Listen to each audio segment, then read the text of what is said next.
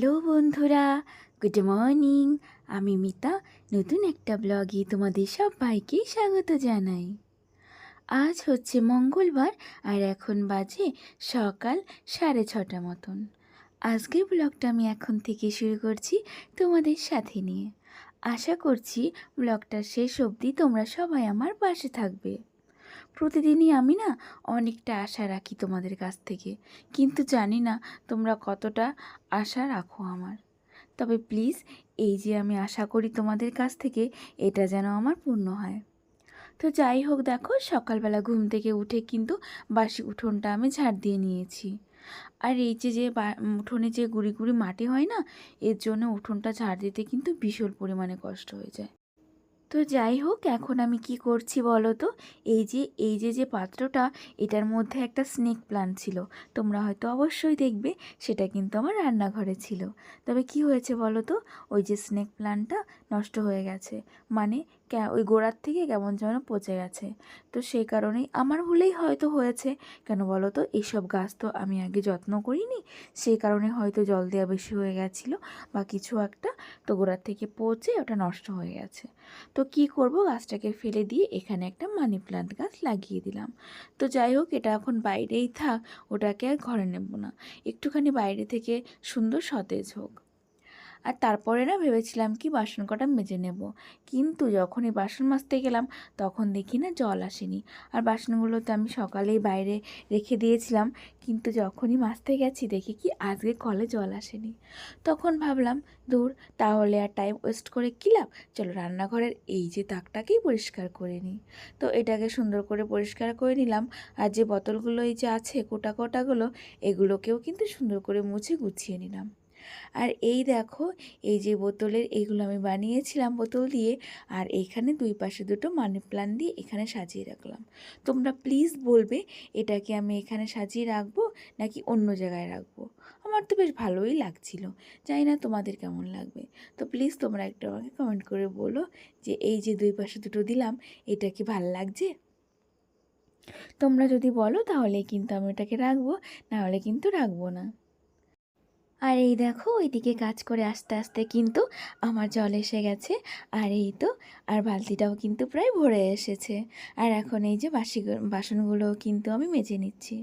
সকাল থেকে সারাদিন কিন্তু কম পরিশ্রম আমরা মেয়েরা করি না, জানো তো, সংসারের জন্য এতটা খাটাখাটনি করি না, তার মানে বলার কথা নয়।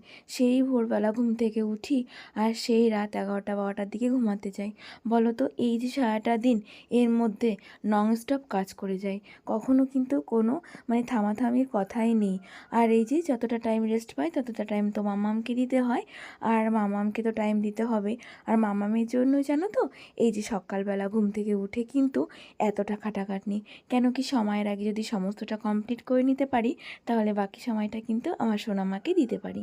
সেই কারণের জন্যই না তাড়াহুড়া করে আমার কাজকর্মটা করা। সংসারে আমরা যতই কাজ করি না কেন, যত কিছুই করি না কেন, মেয়েদের কিন্তু দেখবি কোনোই নাম নেই। আর সত্যি কথা বলতে কি বলো তো, আমরা মেয়েরা কখনোই নামের জন্য সংসারের কাজগুলো করি না, ভালোবেসে করি। আমরা সংসারটাকে ভালোবাসি, তাই করি।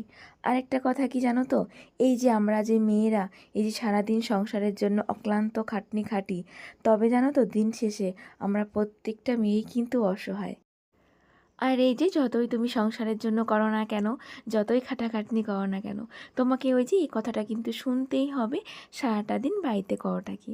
তবে কি বলো তো, আমাকে কিন্তু এই কথাটা শুনতে হয়নি কখনোই, কিন্তু আমি সবার কাছ থেকে শুনেছি যে সবাই বলে তাদের নাকি এই কথাটা শুনতে হয়। আর আমাকে কিন্তু এই কথাটা এখনও শুনতে হয়নি, কেন কি আমার বাড়ি তো সেরকম শোনানোর কেউ নেই, আর হাজবেন্ড সেরকম কিছু আমাকে বলে না। তবে আমি এত কাজ করি বলে সেই জন্য কিন্তু আমাকে একটু বকাবকি করে। আর এই দেখো, সকাল সকালে ভাবলাম কি সমস্ত কাজকর্ম কমপ্লিট করে নেব, ঘরটা মোছা রয়েছে, কটা জামা কাপড় কাচা রয়েছে, কিন্তু এই যে কারেন্টটা চলে গিয়ে 1 ঘন্টা গিয়ে বসেছিল। আর এই যে মামামকে আমাকে এইভাবে বসে বসেই হাওয়া করে যেতে হয়েছে, জানো তো, 1 ঘন্টা ধরে। কি বলবো, এত কষ্ট হচ্ছিল না, কাজগুলো পড়েছিল সেই জন্যই আরও বেশি মানে টেনশন হচ্ছিল। তবুও কিছু করার নেই, মামামকে এই যে বসে 1-1.5 ঘন্টা ধরে আমি কিন্তু হাওয়া দিয়েছি। তারপরে এই যে ঘরটা মোছা আজকে বাদ দিয়ে দিলাম। দেখলাম যে ঘর মুছতে গেলে এখন না অনেকটা লেট হয়ে যাবে, তার জন্য এই যে জামাকাপড় কটা কেচে আমি কিন্তু স্নান করেও চলে এসেছি। আর এই যে এখন জামাকাপড়গুলো নেড়েও দিচ্ছি। কমেন্ট করেছে পপি ঘোষ। সে বলেছে, দিদিভাই আমি পপি ঘোষ বাংলাদেশ থেকে দেখছি। পার্ক যেহেতু তোমার বাড়ির কাছে, মাঝে মধ্যে মেয়েকে নিয়ে ঘুরতে যাবে, দেখবে বাচ্চারা ঘুরতে পছন্দ করে। হ্যাঁ গো বুনু, আমার মাম্মাম তো অনেক ঘুরতে পছন্দ করে গো, কিন্তু কি বলো তো, ওই যে একা সংসারে না সময় করে উঠতে পারি না। আর যদি সময়ও হয় তবে না সারাদিন কাজকর্ম করে তারপরে একদম ইচ্ছা করে না, জানো তো, শরীর আর দেয় না যে মাম্মামকে নিয়ে ঘুরতে বেরাই। আর ওই যে সমস্তটা বন্ধ করে যেতে হবে, ঘর বন্ধ করো, দোকান তালা মারো, এইসব করতে আমার না ভালো লাগে না। আবার বাড়ি এসে সেইগুলো খুলতে হয়। এই কারণের জন্যই না মাম্মামকে নিয়ে বেরোনো হয় না। তবে আমারও ইচ্ছা, জানো তো, মাম্মামকে প্রতিদিন একটু ঘোরানো, একটু একটু বেরিয়ে নিয়ে আসা, ওতে করে ওদের মন কিন্তু ভালো হয়।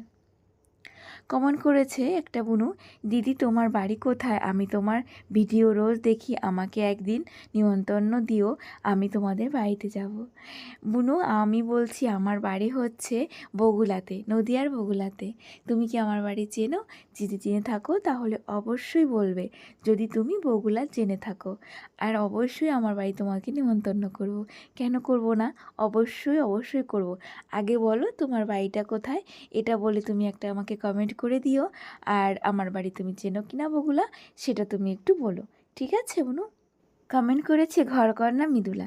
সে বলেছে, খুব ভালো লাগলো গো তোমার কথাগুলো খুব মিষ্টি লাগে। আর ব্লগটাও দেখলাম, পুরোটা খুব ভালো লাগলো। Thank you go.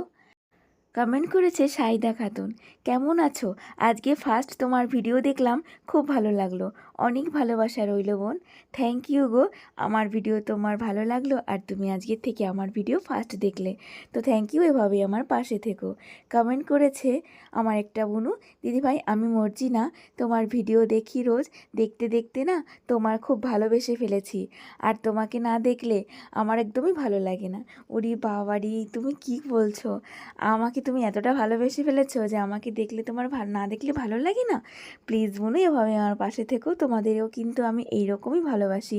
তোমরাও যদি আমার ভিডিও না দেখো, কমেন্টস না করো, আমিও কিন্তু এইরকমই তোমাদের মিস করি, জানো তো, আমার খুবই খারাপ লাগে। আর আজকে দেখো চা খাওয়ার পরে দাদা বানিয়েছিল ওই যে কালকে যে মাংসটা আনা হয়েছিল, সেই মাংস দিয়ে এই যে মাংসের পকোড়া। সত্যি কথা বলতে এইটা আমি বানাতে পারি না বলেই দাদাকে বললাম যে আমাকে একটু বানিয়ে খাওয়া। আর আমার সোনামা কী করছে বলো তো, এখানে ডিম সিদ্ধ করে দিয়েছিলাম, ও ডিম ছুলে, আমি বললাম কি মাম্মাম তুমি ডিমগুলো ছুলে ফেলো, তারপরে খেয়ে নাও। তো মাম্মাম কিন্তু সত্যি সত্যি ডিম ছুলে একা একাই খেয়ে নিয়েছিল। মাম্মাম কত বড় হয়ে গেল গো দেখতে দেখতে। সত্যি কথা বলতে এখন খারাপই লাগে, কেন যে মাম্মাম বড় হলো, ছোটই ভালো ছিল। আর এই দেখো এদিকে কিন্তু আমাদের পকোড়াগুলো কিন্তু হয়ে গেছে। আর এই যে আমরা সবাই বসে পড়েছি পকোড়াগুলো খেয়ে নেওয়ার জন্য। আর আজকের ব্লগটা আমি এখানে শেষ করব। তোমাদের সবাইকে টাটা।